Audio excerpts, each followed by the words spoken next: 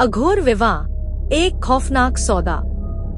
गंगा के किनारे बसा शिवपुर गांव हमेशा से रहस्यमय घटनाओं के लिए कुख्यात था। खासकर वहां स्थित अघोरी महाकाल पीठ के बारे में अजीब-अजीब कहानियां प्रचलित थी।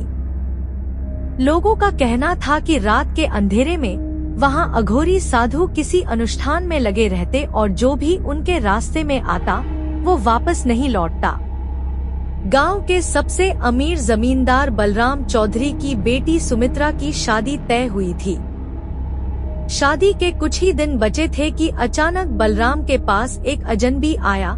लंबे बाल, लाल आंखें, काले कपड़े और गले में रुद्राक्ष की माला। उसने बलराम से कहा, तुम्हारी बेटी की शादी किसी और से नहीं, महाकाल के वरदान से ही होगी। अगर तुमने मना किया तो तुम्हारे पूरे खानदान का विनाश तय है। बलराम चौधरी हंस पड़ा। पागल हो गया है क्या? मेरी बेटी की शादी एक अच्छे घर में हो रही है। तेरा महाकाल का वरदान मेरे किसी काम का नहीं।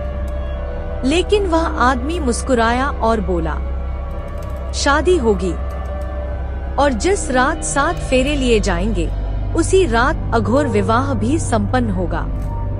इसके बाद चौधरी परिवार पर अजीब-अजीब घटनाएं होने लगी। घर में अचानक ही चीजें हिलने लगती, दीवारों पर किसी के नाखूनों के निशान दिखते। सुमित्रा को एक डरावना सपना रोज आता। उसके सामने एक कंकाल दूल्हे की तरह खड़ा रहता और उसकी आंखों से खून टपकता। शादी से एक रात पहले चौधरी के नौकर ने देखा कि घर के पिछवाड़े कोई खड़ा है।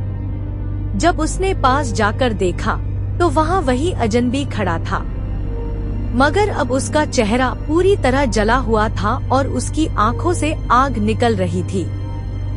उसने बस एक ही शब्द कहा, कल रात। विवाह। शादी की रात सब कुछ सामान्य था। सुमित्रा और उसके दूल्हे ने जैसे ही 7वां फेरा लिया, अचानक बिजली कड़कने लगी। मंदिर की घंटियां अपने आप बज उठीं। तभी किसी ने देखा, सुमित्रा के ठीक पीछे एक अघोरी खड़ा था जो जमीन से उभर कर आया था। वो दूल्हे की ओर इशारा करते हुए बोला, यह विवाह अधूरा है। सुमित्रा का असली वर महाकाल का दास है। इतना कहते ही दूल्हा हवा में उठा और जोर से चीखने लगा। उसकी आंखें सफेद हो गईं और उसकी चमड़ी जलने लगी। पलक झपकते ही वो राख बन गया। अब सुमित्रा अघोरी की ओर देखने लगी।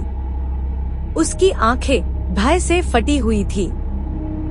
तभी अघोरी ने अपने गले से एक माला निकाली और उसे सुमित्रा के गले में डाल दिया। सुमित्रा जोर जोर से चिल्लाने लगी। उसके शरीर से धुआं निकलने लगा और फिर उसकी आंखें धीरे धीरे काली होने लगी। उसका चेहरा डरावना हो गया और कुछ ही पल में वो एक अघोरिणी बन चुकी थी।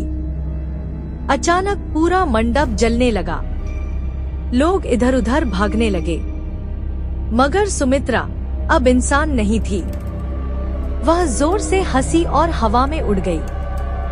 जब सुबह गांव वालों ने मंदिर की ओर देखा तो वहां की दीवार पर खून से लिखा था, महाकाल के अघोरी से विवाह, मृत्यु के पार का सौदा है। अगर आपको ये कहानी पसंद आई तो इसे लाइक करें, शेयर करें और हमारे चैनल को सब्सक्राइब करना न भूलें।